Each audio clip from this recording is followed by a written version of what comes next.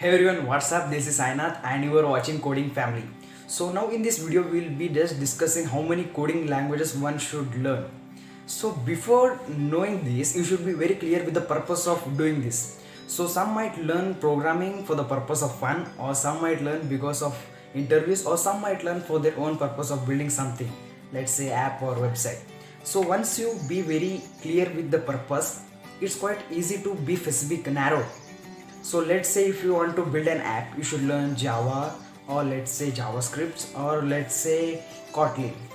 So knowing the purpose will make you very specific about the languages you should learn. So coming to the main point, there are two types of developers. One is front-end developer and second is back-end developer. So in order to make you understand about this, let me give an example. Let's say you want to build a building. So the first thing you do is that you bring all those bricks, cement, on all those things, right? So after bringing that, you just build a building. So corresponding to that, that is the work of HTML in computer science, right?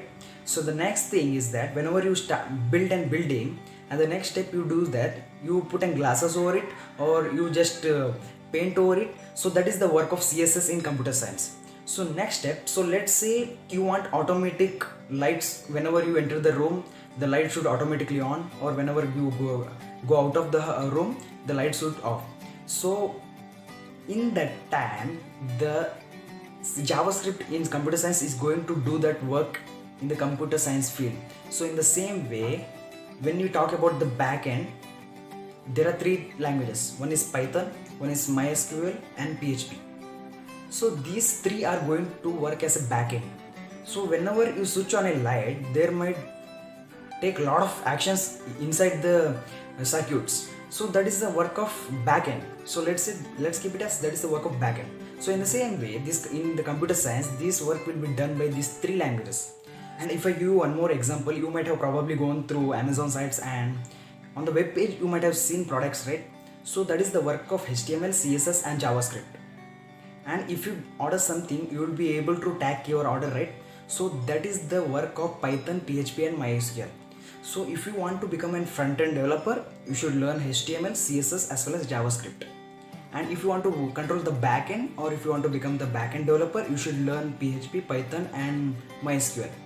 So now it's your choice. So now one more question. So do I need to expertise in all those languages which I opt for? So let's say you might have opt for front-end developer. So do I need to learn all those things very perfectly, or do I need to expertise in all those programming languages? So it's not that required. So let's say HTML should be learned 100%, CSS let's say 80%, and JavaScript 60%. So if you don't have time, you can use this trick, or if you have time, just expertise and be a front-end developer.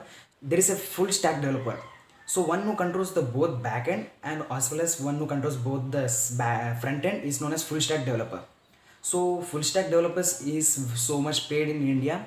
So if we talk about the package of full stack developer, it is nearly 18 lakhs per annum. And if you want to go for AI or machine learning, you should be very particular about learning the Python. Python is just booming. So if you are a beginner, and if you want to learn the programming language, or if you want to start programming, so Python is the best language, and it's just like booming. So one of the most famous language is Python right now. So now if you want to go for website development or web development, you must be very particular with HTML, CSS, and JavaScript. Or if you want to go for app development, you should be very particular with Java, Python, MySQL, and PHP. So that's it I like to tell in this video. So if you have some more confusion, or if you want to know something more about it, so just comment me. So before concluding this video, I like to tell one thing: the best way to do something is to start right now. Listen, the best way to do something is to start right now. Okay, so I think this video has been very helpful to you. So that's it. Have a good day. Bye bye.